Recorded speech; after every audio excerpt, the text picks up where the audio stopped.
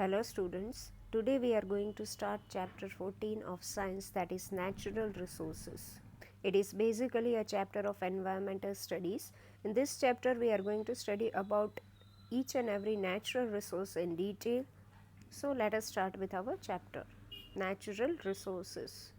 First of all, what is a resource? A resource is anything an organism needs for life, which means that it is very much necessary for sustenance of our life. The resources are of two types, natural resources and some artificial resources are also there. Basically in this chapter we are going to study about natural resources. Land, air, water, forest, etc. are some of the natural resources, and we are going to study about these resources in detail in this chapter.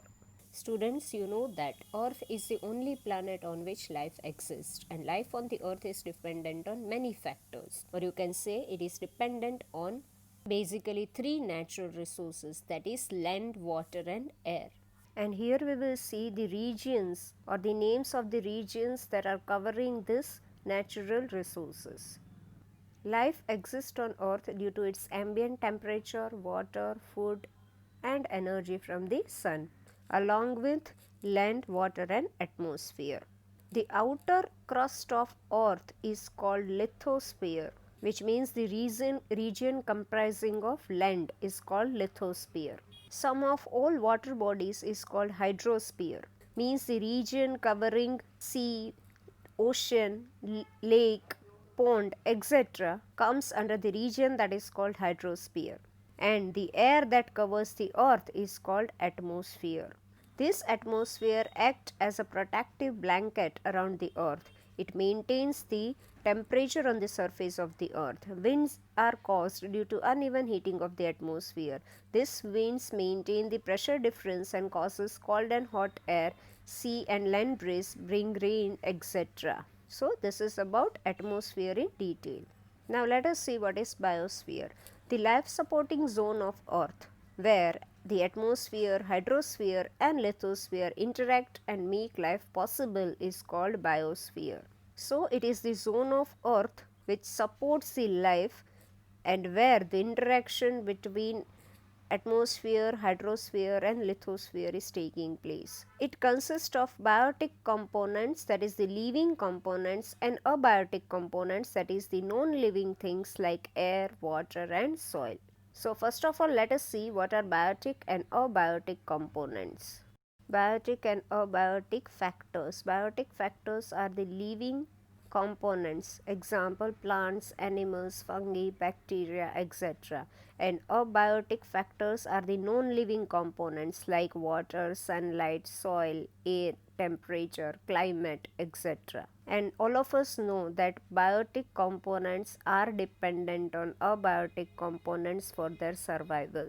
Our first topic is air, the breath of life. Students, you know, air is all around us, but we can't see it. So what is air exactly? It is a mixture of gases. The air in the Earth's atmosphere is made up of approximately 78% nitrogen and 21% oxygen. We human beings and other organisms use this oxygen for the process of respiration, which is very much necessary for sustaining our life. So, air is called the breath of life.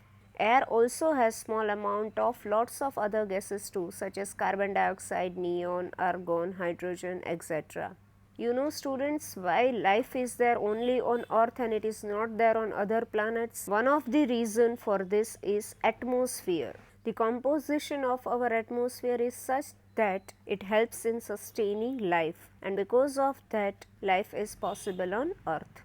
Now let us see what is the role of atmosphere in climate control. The atmosphere covers the earth like a blanket. Air is a bad conductor of heat, which means that it does not allow heat to pass through it. It prevents sudden increase in temperature during the day and also slows down the escape of heat during the night. Now students, you know that earth gets heated due to the rays of the sun. So during the daytime earth is getting heated, but our atmosphere is there which prevents the sudden increase in temperature during the daytime. And you know that during night time sun rays are not heating the surface of the earth. So obviously the temperature will go down. But due to atmosphere, the temperature of night is also maintained. If this day and night temperature is not maintained, it would be very difficult for the organisms to survive in a situation in which day temperature is so high and night temperature is very less. The body of organisms will not be able to compete with such sudden changes in day and night temperature. But we are thankful to our atmosphere that balances the day and night temperature on earth.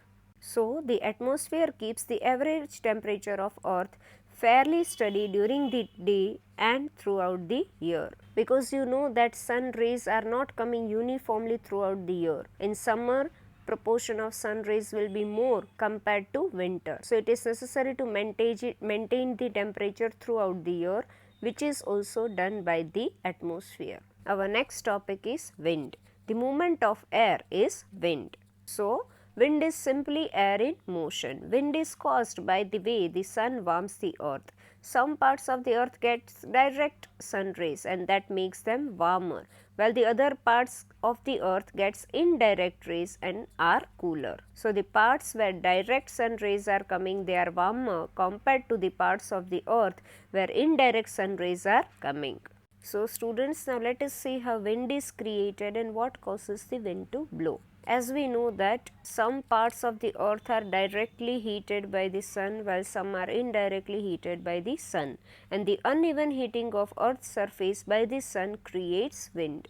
As the sun warms the earth's surface, the atmosphere will also be warmed. Some parts of the earth receive direct rays from the sun all the year and are always warm. Other places receive indirect rays, so the climate is colder. For example, the desert areas are always warm, whereas in India, if you consider, Jammu Kashmir is colder. So this way some regions are warm, whereas some regions are colder. The warm air, which weighs less than cold air, will rises up. Then the cool air moves in and replaces the rising warm air. So what happens? The warm air goes up since it is weighing less. So the place of this warm air on the surface of the earth is taken up by the cold air, and this way the movement of air takes place, which we called wind. Now students, let us see the movement of air, that is wind, during day and night time. Before this, one thing you have to keep in mind that land gets heated faster than water. First of all, we will study the movement of air during daytime. So for this, concentrate on the first diagram. We'll consider the situation in the coastal regions during the daytime. So during daytime, sun rays are falling on the land. So land is warmer compared to sea, because it gets heated faster compared to sea. Since the land is warmer, the air above the land gets heated faster and it starts rising up. As this air rises up, a region of low pressure is created and air above the sea moves in this area of low pressure. And this movement of air from one region to another region, that is from sea to land, creates wind. So during the daytime, the direction of wind would be from sea to land and it is called sea breeze. Now let us see what happens during night time. For this, concentrate on second diagram. At night, both land and sea starts to cool, but water cools down slower than the land. So the air above the water would be warmer than the air above the land. Hence, it rises up and a region of low pressure is created. So the air from the land moves into this area of low pressure, and this movement of air from land to sea creates wind. So during the night time, the direction of wind would be from land to sea and it is called land breeze. So students, I hope it is clear to you now what is land breeze and what is sea breeze. I have tried to explain it in a simple way over here. If you want, you can write it as I explained over here, or else let us see the notes through which you can write. If it is asked to give the difference between sea breeze and land breeze, then also you can write it easily. Students, you can refer the textbook also for writing the notes. So, sea breeze. During daytime, the air above the land is warmer compared to air above the sea, as land gets heated faster than the sea. So, the air above the land rises up and cool air above the sea moves towards the land. So, during the daytime, direction of wind is from sea to land and it is called sea breeze. Next is land breeze. At night, water cools down slower than the land. So, the air above the sea would be warmer than the air above the land. This warm air above the sea would rise up and cool air above the land will move towards the sea. So, during night time, the direction of wind is from land to sea and it is called land breeze. Next topic is rain. So, let us see how clouds are formed due to which rain occurs.